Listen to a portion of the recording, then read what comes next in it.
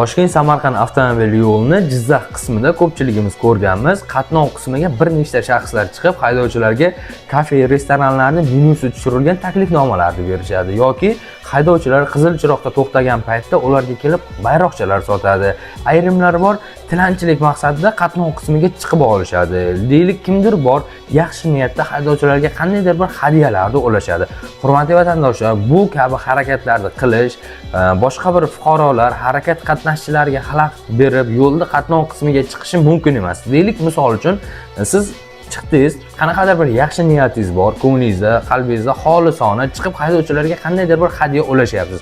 Mana shu holatda siz sun'iy tarzda tirbandlik sodir qilishingiz mumkin. Bundan tashqari, yo'l transport hodisasiga sabab bo'lib qolishligingiz mumkin. O'z sababli, hurmatli vatandoshlar, harakat qismiga, qatnov qismiga chiqib, haydovchilarga taklifnoma berishlaringiz, bayroq sotishlaringiz, tilamchilik qilishi yoki qandaydir bir hadyalar ulash mumkin emas. Bunga kabi ishlarni haydovchilar borib to'xtab dam oladigan joylarda qilish kerak bo'ladi. Agar harakat xavfsizligiga salbiy ta'sir qiladigan bo'lsangiz, qatnov qismiga chiqib qandaydir bir xizmatlar ko'rsatadigan bo'lsangiz, bu harakatlaringiz uchun ertaga javobgar bo'lib qolishingiz mumkin.